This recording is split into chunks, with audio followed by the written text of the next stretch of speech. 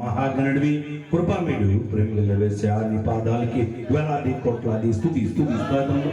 ఇదిగో తల్లి రాత్రికాల సమయం ఈ కోటను దీవించిన ఆస్వాదించాయా.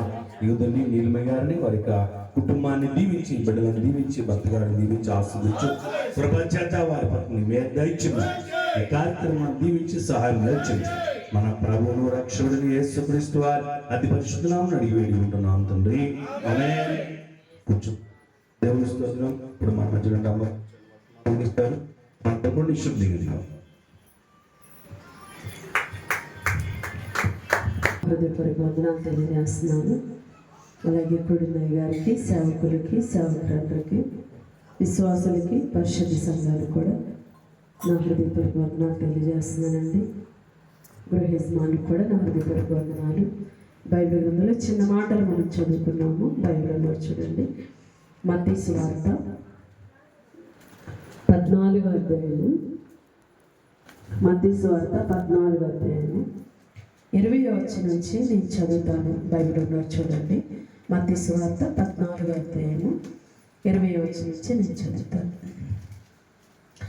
వారందరూ తిని తృప్తి పొందిన తర్వాత మిగిలిన ముక్కలు 12 గంపల నిండా ఎత్తులు. స్త్రీలను పిల్లలను గాక తినేవారందరూ ఇంచుమించు 5,000 మంది పురుషులు. దేవునికి స్తోత్రం. అందరూ బాగున్నారండి? అందరూ బాగుంటే గట్టిగా చప్పడగొడుతూ దేవుని నామాన్ని కనపరుద్దాం.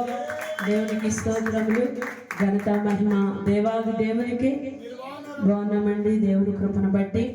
మరి దేవుడు నిజంగా చాలా చాలా గొప్ప విషయం. మరి నీలిమా గారి పట్ల దేవుడు చాలా మేలు చేశారు, చాలా అద్భుతాలు. మరి చాలా ఎప్పుడు బాధపడుతూ ఉండేది, ఎప్పుడు చూసినా దిగులుగా, వేదనగా, పిల్లలకి ఏదో శోధనలు, బలహీనతలు, సమస్యలు, ఎప్పుడు నీరసంగా చాలా ఇదిగా ఉండేది. మరి అటువంటి పరిస్థితుల్లో పిల్లల మీద కీడు కనిపించింది.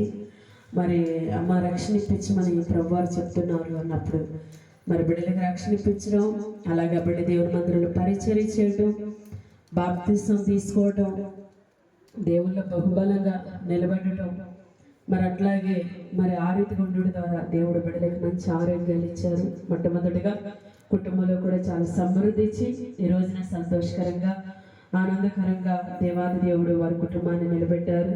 అందరూ బట్టి దేవుని స్తోత్రం. వారందరికీ కృతజ్ఞత భావంతో మరి కోటాన్ని ఏర్పాటు చేసుకున్నారు. ఎందుకంటే మనుషులు మనకి ఏదన్నా సహాయం చేశారనుకో, మనం వాళ్ళకి ఏం చెప్తామండి? థ్యాంక్స్ చెప్తాం కదా. మాట సహాయము, డబ్బు సహాయము, బాధలో ఉన్నప్పుడు ధైర్యం చెప్పడము, బలపరచడము, ఇలా ఏదైనా హెల్ప్ చేస్తే వాళ్ళ జీవితాంతం గుర్తుపెట్టుకుంటాం కదా మనం. నాకు పలానా కష్టంలో వీళ్ళు ఆదుకున్నారు, నాకు చాలా హెల్ప్ఫుల్గా ఉన్నారని చాలా చెప్పుకుంటూ మర్చిపోం. అలాగే దేవాది దేవుడు మనుషులు చేసే సహాయం కన్నా దేవుడు చేసే సహాయము చాలా శ్రేష్టమైనది, చాలా విలువగలది, చాలా గొప్ప సహాయం. మన నిజంగా చేసినట్లయితే అటువంటి గొప్ప సహాయం మనకు చేస్తుంటారు. మరి దేవుళ్ళలోకి ఆ బిడ్డ రాకముందు ఎంతో దిగులు, వేదన అనేది ఉంది. ఏమైపోతానో ఏంటో, నా పరిస్థితి ఏంటో, ఈ పిల్లలు ఏంటో, ఈ జీవితం ఏంటో, ఈ బ్రతికేంటో, ఎలాగా అనే ఒక భయం, ఆందోళన ఉంది. కానీ ఎప్పుడైతే విశ్వసించి ప్రభువులోకి వచ్చారో ఇప్పుడు ఒక ధైర్యం అనేది వచ్చింది.